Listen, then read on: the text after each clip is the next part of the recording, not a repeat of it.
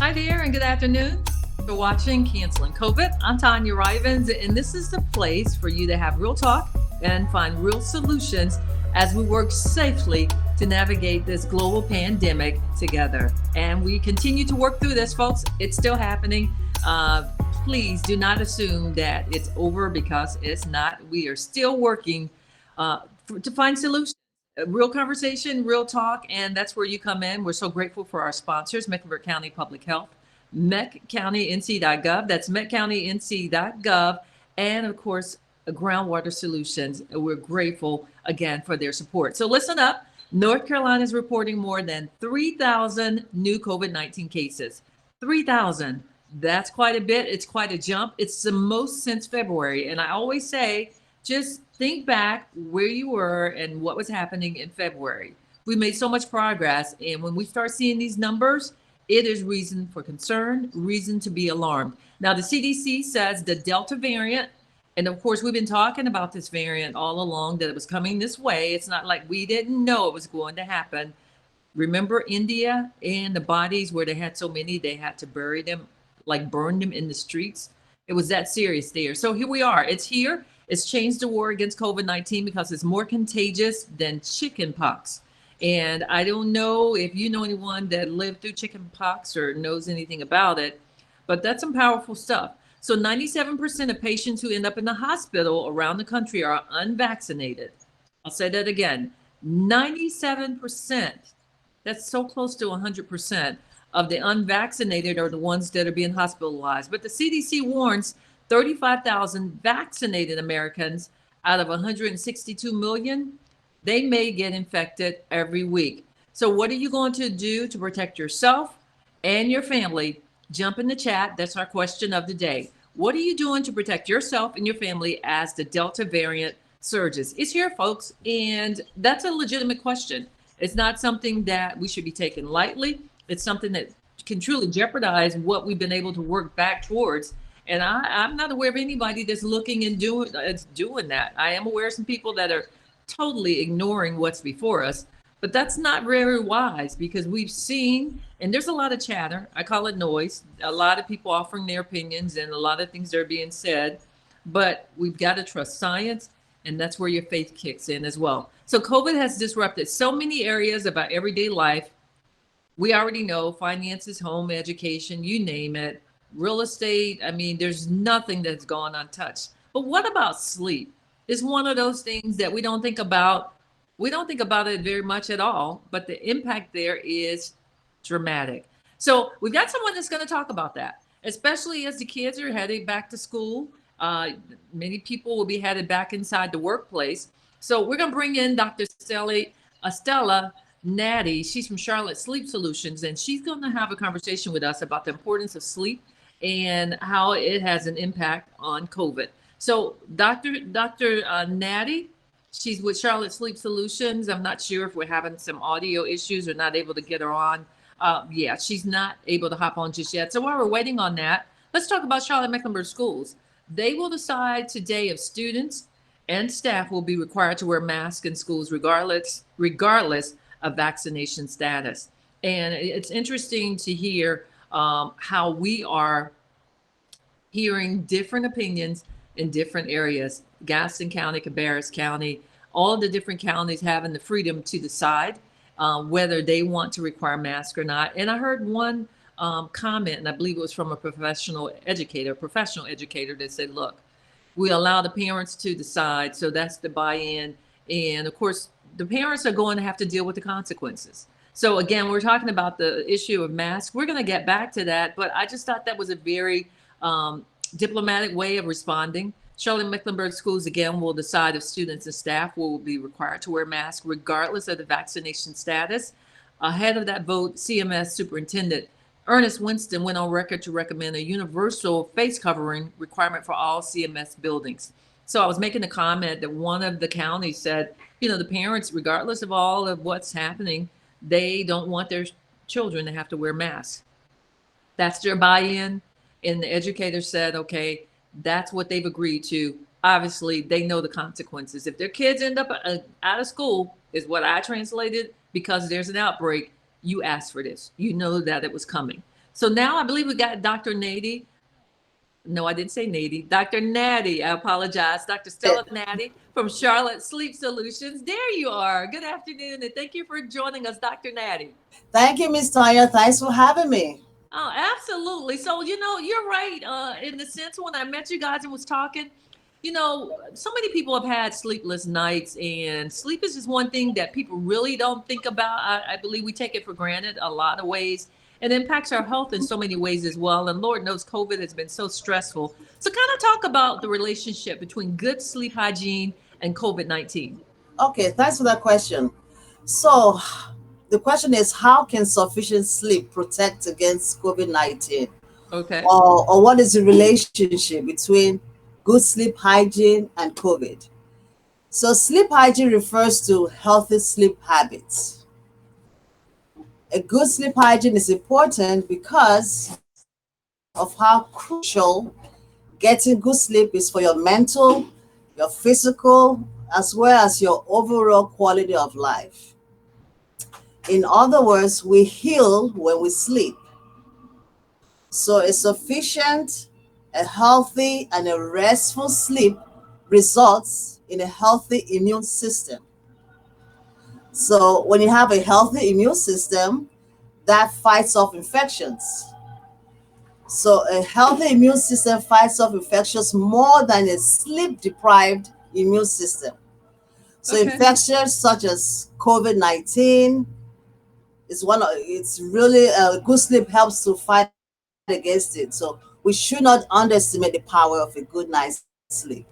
So let's talk and dig in just a little deeper. Let's dive in. What are the ways to treat obstructive sleep apnea, which is one of the things that Charlotte Sleep Solutions specializes in, so people can get more sleep? But I got to tell you, it's Yeah. kind of hard to rest when you got everything going on around you, you know? Yeah. Adults should focus on getting between 6 to 8 hours of sleep a night. Okay. But about 74% of Americans do not get adequate sleep.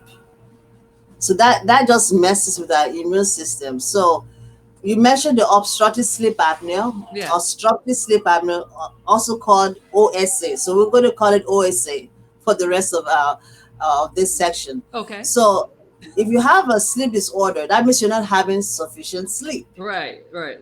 and that means your immune system is down. Now, what is OSA? OSA occurs when you're sleeping, you have interrupted sleep, so you stop breathing. Which is Okay, scary. it's very scary. And for you to be diagnosed with OSA, you have to stop breathing 5 times for more than 10 seconds in an hour. Wow. So imagine that, 10 seconds. Imagine holding your breath for 10 seconds. And people are doing this. And so if you stop breathing 5 to 15 times, we call that mild sleep apnea. But people stop breathing much more, up to 100 times an hour. So you can imagine what is going on with the immune system. So how do you treat that? There are different ways. Okay, the most common way that most people know about is using a CPAP machine. Right.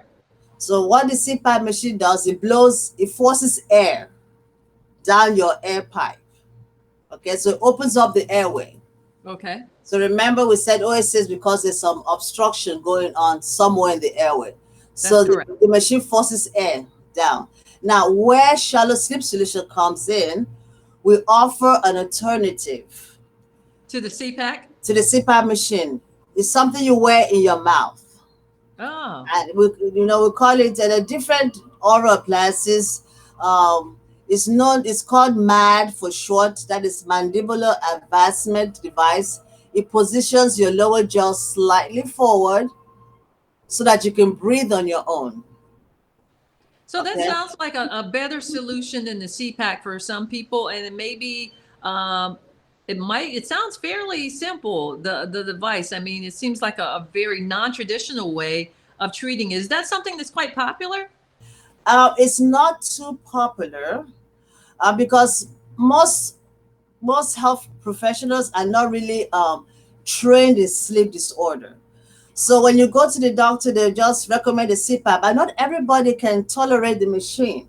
Right. Some people are claustrophobic.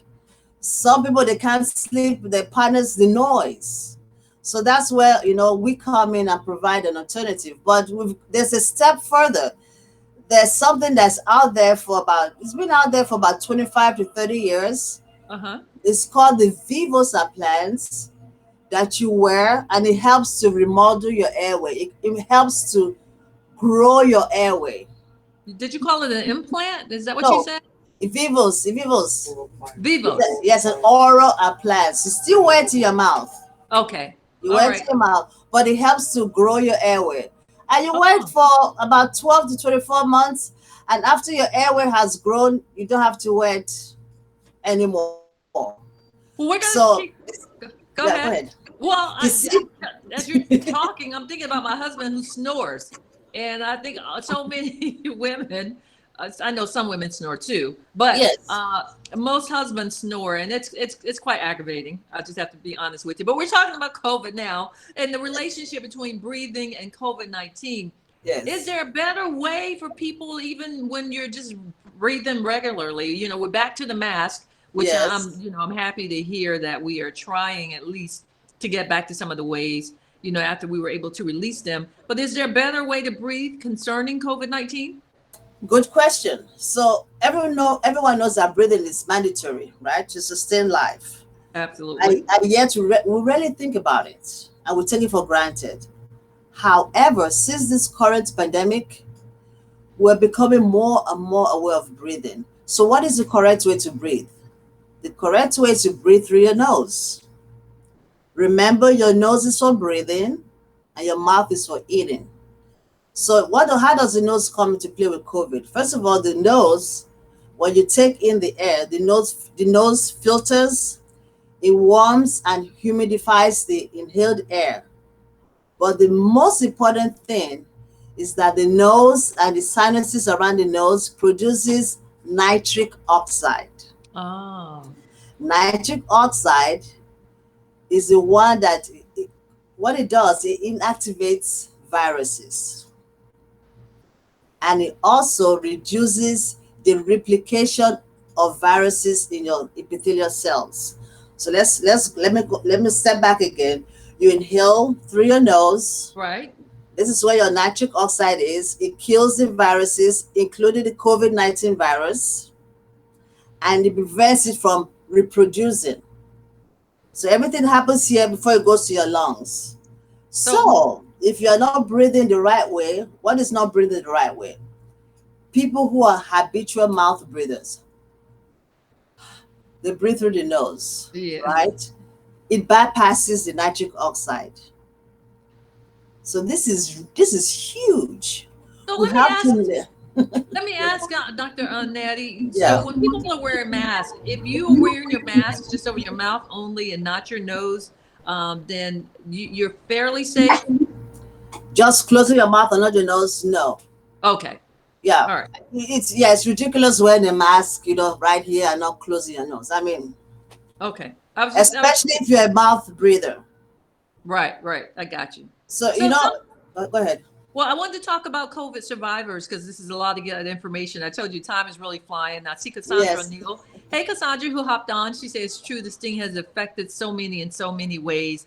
And she's right. And we try to look at different angles and keep the conversation going. We launched this, Cassandra, back in January. And here we are heading until August. And the conversation continues. We've got Dr. Stella Nadi on. She's with Charlotte Sleep Solutions. But let's talk about COVID survivors. Insomnia appears to be one of the lingering side effects from what we've seen. Pandemic stress and isolation also can trigger insomnia. That's according to some Stanford scientists. Any Yes. tips for anyone dealing with insomnia?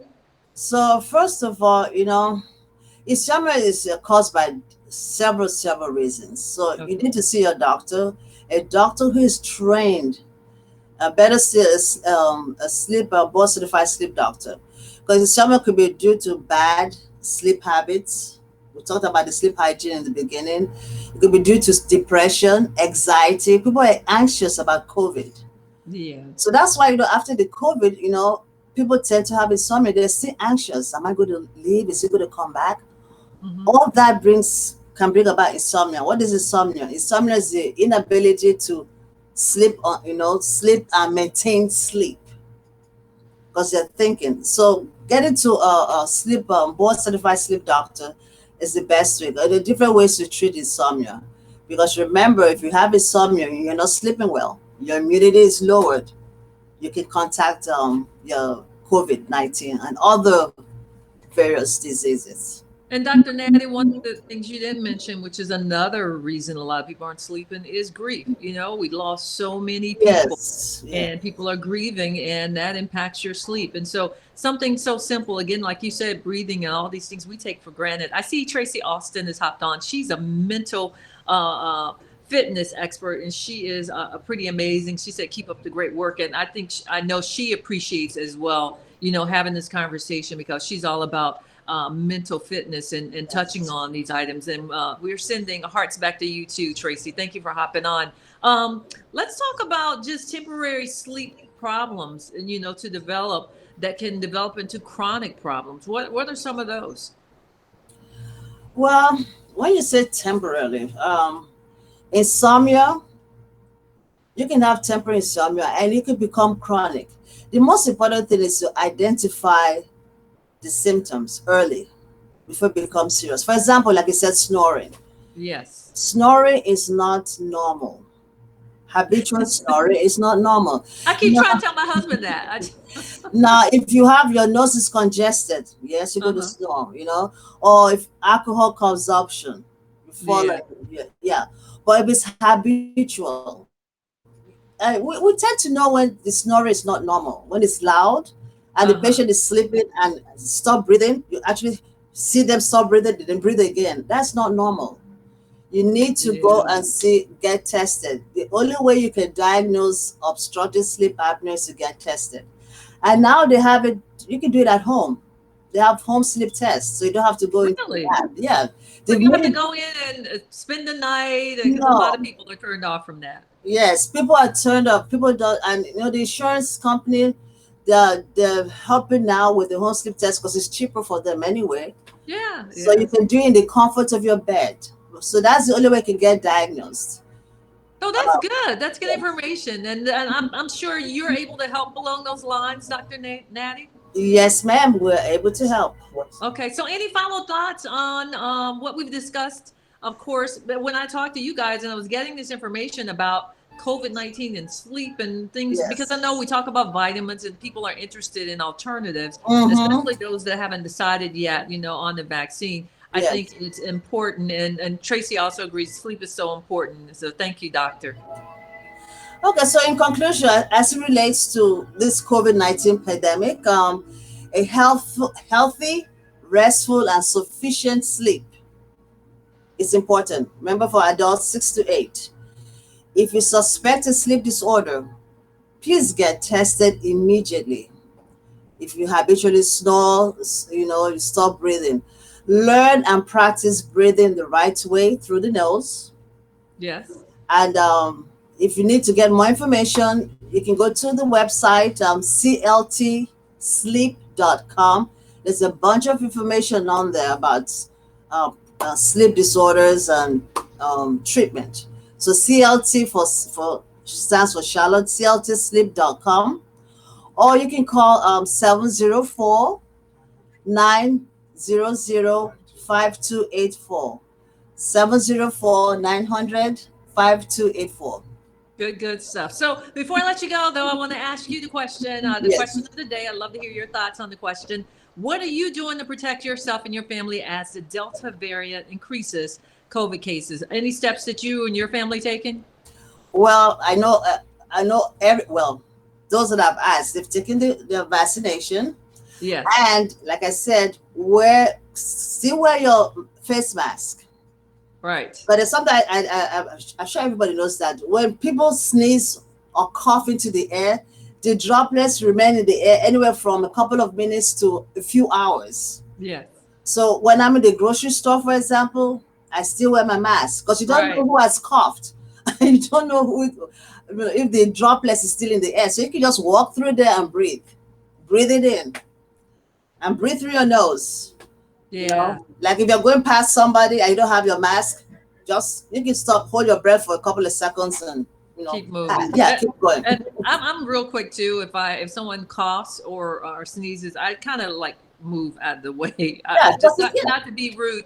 And I know sometimes it's just a cough. I mean, I'm the same way. We all look around, but I'm saying, especially if it's an ongoing cough, and it's just what we need to do to protect ourselves now. So, Dr. Nadi, I so appreciate you. I met you guys through the International Minority Coalition, IMC, and I'm so grateful for that group. Willie Fleming and everyone that leads that as well. It's just a great organization to be a part of, and everybody's so genuine. And it's just a lot of minorities in the community who have come together. So I'm really grateful for that. Thank you. Thank you for your time and having me on this very important forum. Keep up the good work. Oh, thank you. I appreciate you as well. You guys have a great day. Enjoy your weekend. And again, we still have time, Tracy and Cassandra, if you want to hop on and just kind of comment on our question of the day. With the Delta variant cases starting to spike, what are you doing to take care of your family? Of course, Dr. Nadi said, they're wearing their mask. And of course, we've been advised to do that. I'd love to hear your comments as we start to wrap things up. Of course, I had shared Charlotte-Mecklenburg Schools making the decision today about students and staff and wearing their mask and whether it would be a requirement or not. And here in North Carolina, there has been a lot of conversation on where we stand and if we have a substantial increase or if we're in the hot red zone. For now, North Carolina Governor Roy Cooper, he isn't making masks mandatory, but he strongly suggesting everyone follow the new CDC guidance and wear them indoors, including in schools. And I think it's unfortunate, but these leaders have been put in a somewhat difficult position because you want to have buy-in, but not all families, not all communities have bought into or brought into what we feel like is important for us to kind of maintain some of the new normal that we have been able to enjoy. And I often say, people quickly forget, where we were in February and looks like now cases are spiking again. So, come on, people, we got to get together and do our part. Tracy says she's heading out, wanted to hop on. I appreciate you, Tracy. And we'll keep the information going for real. Looks like I've frozen here a little bit. I'm not so sure as we continue to wrap things up. This is certainly my cue to wrap things up. My producer, I'm not sure if she can still see me or not, but I'll go ahead and get ready to head off the air. As always, life's challenges make you better, not bitter. Make sure you join me on this Sunday, Sounds of Inspiration. We're kicking off at 7 a.m. Inspiration and information. I've got some information, good information for you. Not exactly sure. Again, looks like I've frozen. There we go. Hopefully you're still here with me. Sometimes it's just an issue with our internet service. I am not, try to refresh. So there we go. There we go. Okay. So I'm going to hop off. That's my key. That's enough of talking for me. I am not at my home. Yes, I'm out on location. So every once in a while, you just kind of got to get away. And I appreciate Amelia, my amazing producer, for putting up with me. So as always, life's challenges make you better, not bitter. I got the warning. I'll see you on Sunday, 7 a.m. Make sure you tune in. We're counting down the Praise in the Park. I certainly appreciate everyone that's expressed interest as we continue September 18th. Also, Spirit Fest Labor Day weekend in Greenville at Bon Secours Arena. Thank you to our sponsors, Mecklenburg County, mecnc.gov, and Groundwater Solutions. I'll see you on Sunday. At least I'll be listening for you. Have a great weekend, everyone. Try to stay cool. Thanks for tuning in. As together, we will cancel COVID.